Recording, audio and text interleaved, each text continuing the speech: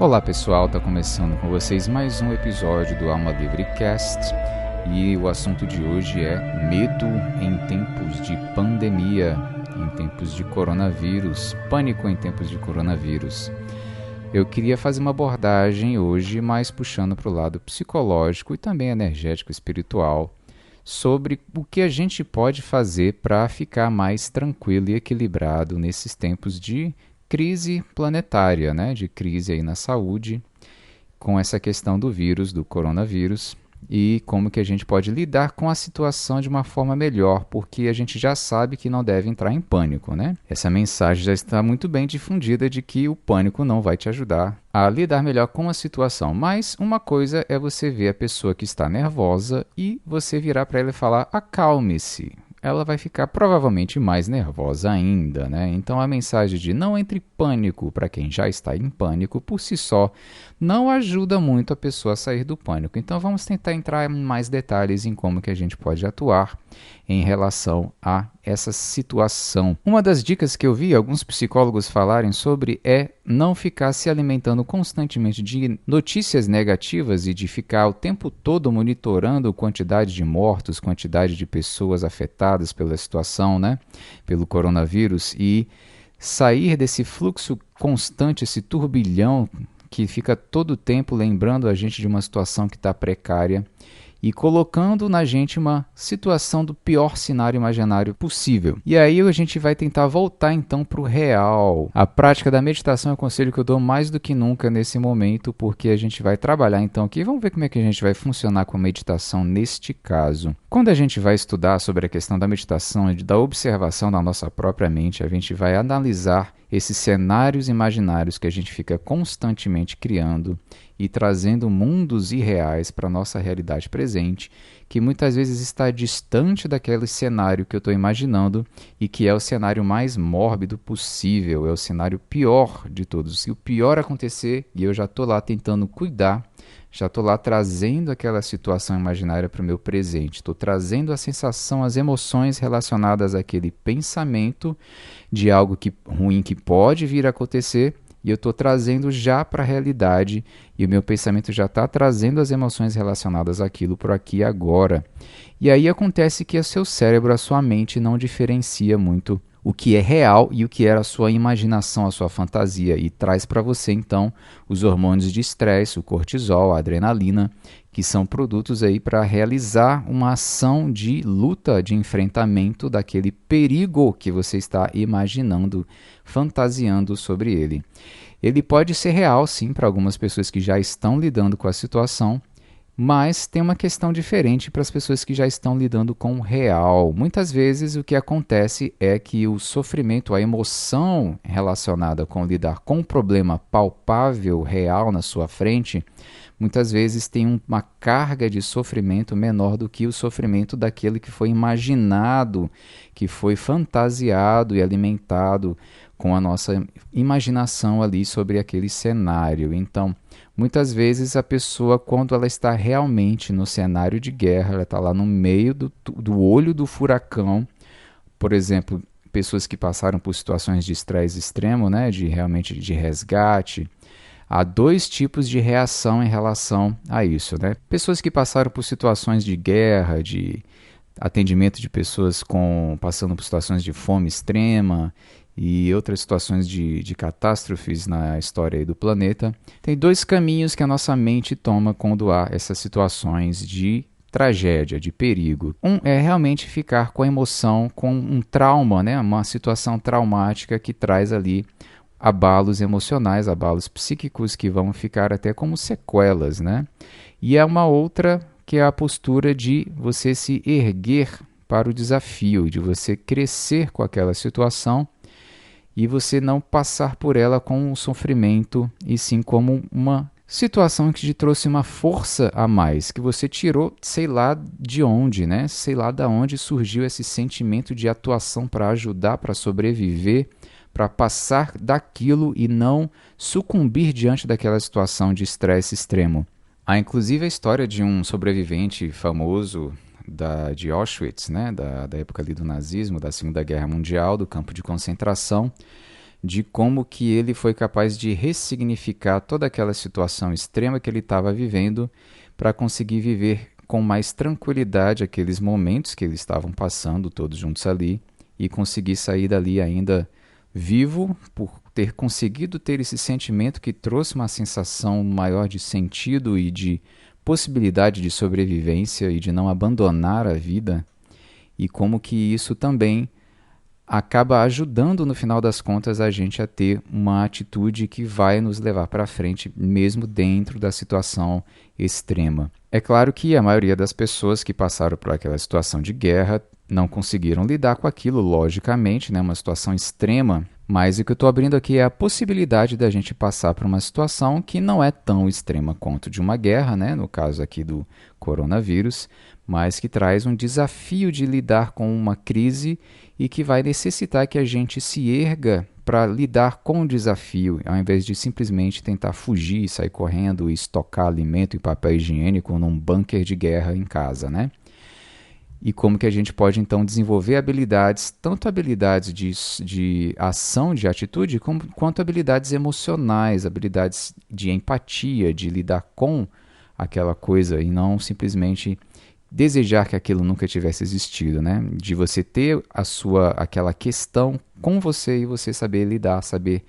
manusear, saber ter a sua flexibilidade de conseguir lidar com aquela situação. Uma das coisas que se fala em psicologia, principalmente em terapias, é a questão da ressignificação do acontecimento.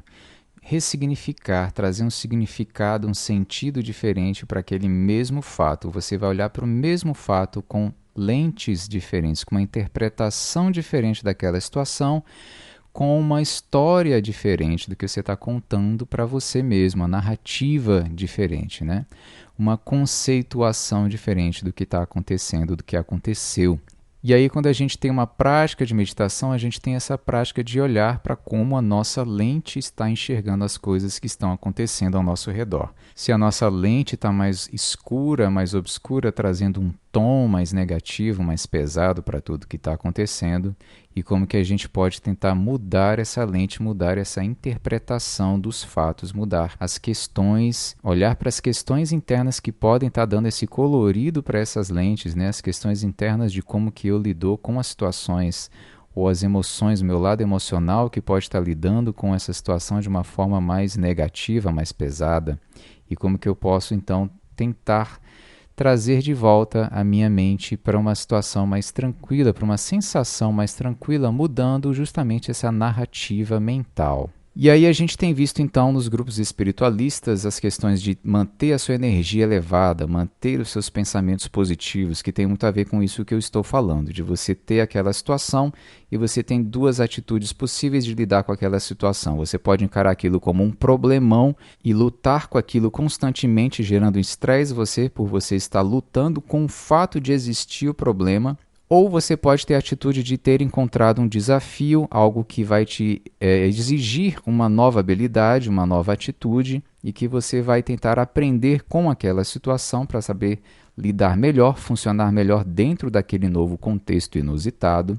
sem se abalar tanto, sem lutar contra o fato daquilo existir, sem lutar emocionalmente com o ressentimento daquilo ter acontecido como aconteceu.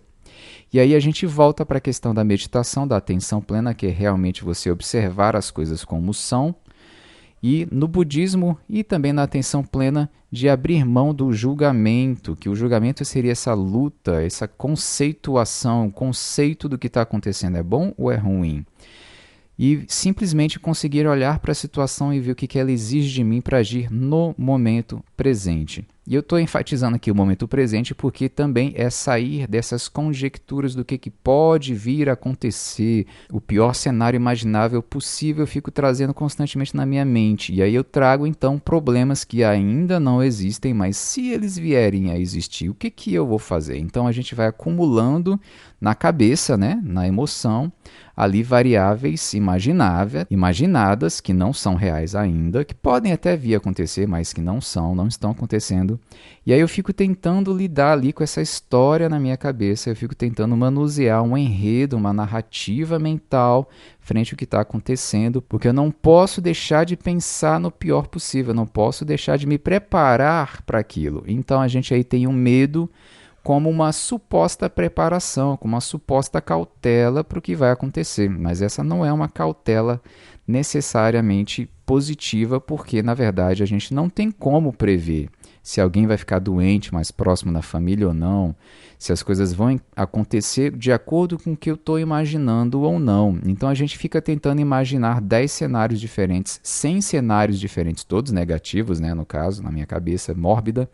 E aí eu fico tentando lidar com todas aquelas variáveis possíveis, aí eu vou entrando em pânico com aquilo, sendo que no final das contas não acontece nada do jeito que eu imaginei. E eu gastei energia, gastei emoção, gastei tempo, gastei a minha saúde para lidar com aquele cenário imaginário e não serviu de nada porque no final das contas aconteceu algo diferente do que eu imaginei. Talvez não foi positivo também o que aconteceu, mas não foi de acordo com o negativo que eu tinha imaginado que seria, né? E aí então eu já perdi tempo e energia com aquilo, e tempo, energia e saúde. Eu vou enfatizar isso aqui pelo seguinte: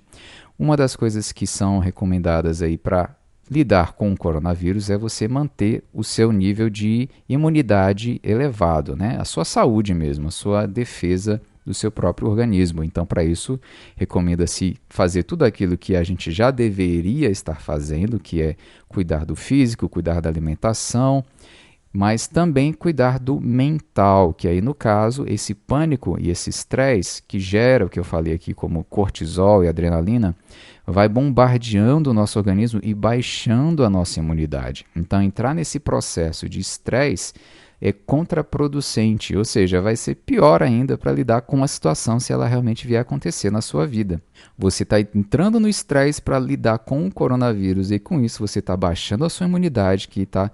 deixando você mais exposto para atrair aquele problema, né? E aí então a gente acaba tendo aquela questão de que o medo atrai, ou seja, você pensar no negativo, você atrai aquele negativo, não só pela questão de lei de atração nem nada, mas justamente porque você já está entrando no processo de se deteriorar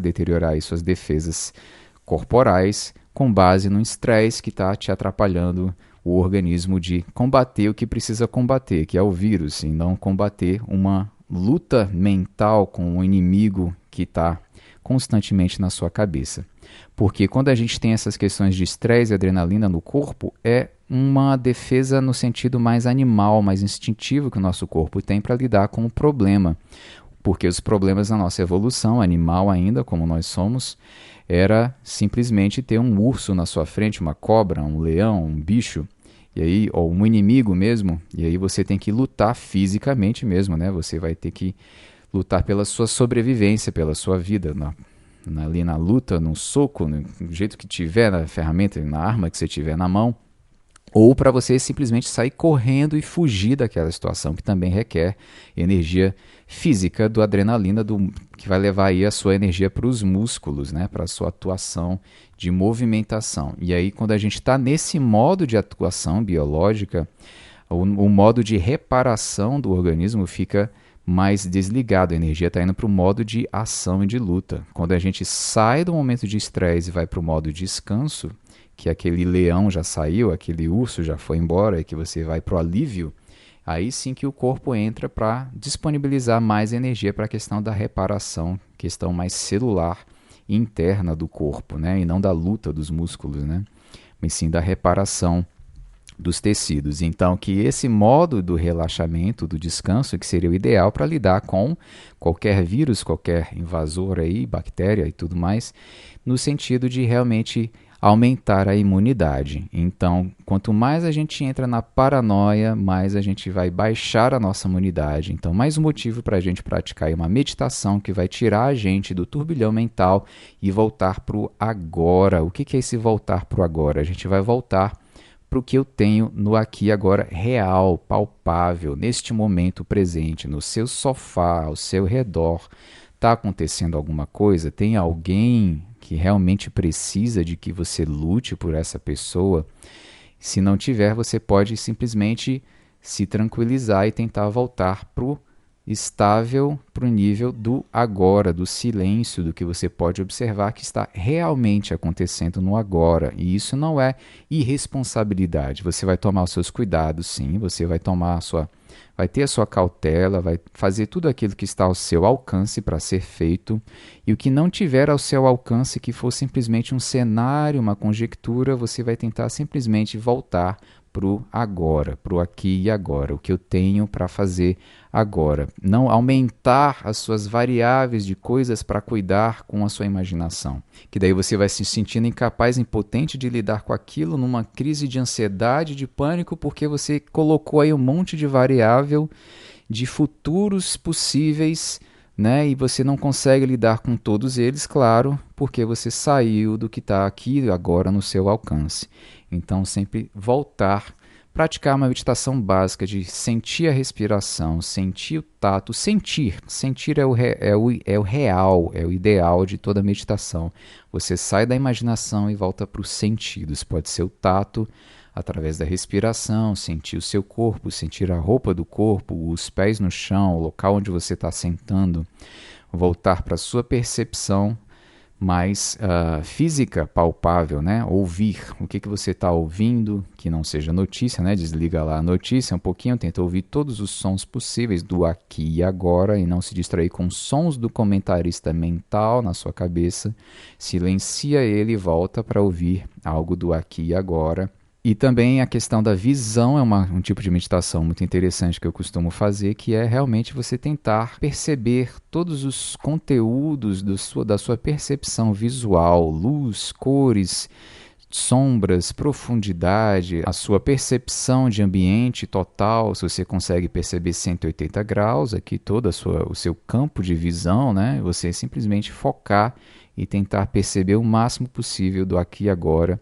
que você com certeza vai encontrar coisas que você nunca tinha percebido antes, que nunca tinha olhado, não tinha enxergado ainda. Mesmo dentro da sua própria casa você pode fazer isso e você vai começar a enxergar, às vezes, pequenos detalhes que você ou faz muito tempo que você não reparava ou que você realmente nunca tinha percebido aquela marquinha naquele lugar, naquela parede. Mas voltando então para a questão de elevar os sentimentos, elevar a vibração, agora que a gente já trabalhou um pouco a questão de sair do turbilhão do pânico e de tudo mais, essa coisa de você focar numa energia elevada, seja com uma oração, seja com uma meditação, seja com o que for que possa te conectar com uma energia mais superior, que você possa sentir isso em você, no seu sentimento, nas suas sensações, de você realmente estar conectado numa vibração mais elevada. Se isso faz sentido para a cura do coronavírus em escala mundial, a gente não pode ter uma comprovação aí científica nesse sentido, né? Eu gosto de dar sempre esses dados científicos, mas houve um experimento mais ou menos que se aproxima disso, que era o seguinte, eram monges, né? Acho que eram cerca de 1000 monges que eles foram meditar numa cidade que tinha um alto nível de criminalidade, e aí todos os dias, no mesmo horário, eles chegavam lá num estádio, né, de futebol, se reuniam para meditar lá, e aí nesse tempo que eles ficavam meditando durante essa semana, eu acho que foi uma semana que eles ficaram nessa cidade fazendo esse processo de todos os dias no mesmo horário fazer essa meditação, ao mesmo tempo foi controlado aí, foi medido o nível de criminalidade em toda essa cidade, né? E aí foi palpável a queda, foi grande o número da estatística da queda do nível de criminalidade nesses dias que os monges estavam presentes lá fazendo essas meditações lá nessa cidade. Então, a gente pode deduzir aí que o impacto dessa vibração coletiva pode sim causar um efeito positivo na coletividade do local, caso seja feita realmente com esse sentimento que eu falei elevado, de realmente sair da situação de desespero e entrar numa situação de harmonia, de equilíbrio, de confiança, de que eu estou lidando com a situação da melhor forma possível, e não apenas no sentido de oração, de pedir uma ajuda, um socorro desesperado para alguém mais elevado me ajudar, me socorrer aqui. Mas, ao invés de fazer esse pedido de socorro, que pode estar com uma sensação ainda de medo, que não é a vibração adequada para trazer esses benefícios, tanto para a saúde quanto para a energia também que vai impactar o ambiente, as pessoas ao redor, Então, que essa elevação seja como se eu estivesse me disponibilizando como o próprio trabalhador que vai ajudar a promover essa luz, que vai ajudar a promover essa cura, essa elevação da vibração. Mas para eu ajudar a promover a elevação da vibração, eu preciso elevar a minha própria vibração, né? Eu preciso conseguir me colocar numa confiança, numa luz, numa coisa mais equilibrada de saber que nós estamos lidando com uma situação e que essa situação serve para nos ajudar a continuar no nosso crescimento, continuar a desenvolver as nossas habilidades como humanidade, de saber lidar com essas situações e sair dela ainda melhor, ainda mais fortalecido, ainda mais evoluídos, porque aprendemos a empatia, a compaixão, a aprender sobre essa interconexão entre todos os seres humanos, entre todos os continentes do mundo, como que todos nós estamos ligados de certa forma e como que a gente pode simplesmente ser uma pessoa melhor, a saber lidar melhor nesse contexto de comunidade global. Então, que a gente possa lidar com essa situação do coronavírus da melhor forma possível, sem ficar imaginando as histórias mais mirabolantes de tragédias para a nossa vida, ou para o mundo, para o planeta, e simplesmente observar o que está acontecendo, sabendo que nós vamos conseguir sair dessa sim, e que vamos sair mais fortalecidos, e que a gente possa vibrar da melhor forma possível para que nós mesmos aumentemos a nossa imunidade, como que ajudemos a elevar essa imunidade energética de todo o planeta, de todas as pessoas com quem nós lidamos constantemente, diariamente, que nós possamos manter o contato com nossos familiares, nossos amigos de forma positiva, não uma positividade cega, não uma positividade que quer simplesmente varrer para debaixo do tapete tudo que está acontecendo, mas de um afeto sincero, de uma positividade, de estar disponível para fazer o que é melhor e desejar esse melhor para todos, neste momento que a gente tanto precisa, né? Então, estamos todos juntos nesse barco aí. Eu estou aqui contribuindo mais um pouquinho com o que eu acho que pode ajudar na elevação de todos nesse sentido, que você possa também fazer um pouquinho que você faça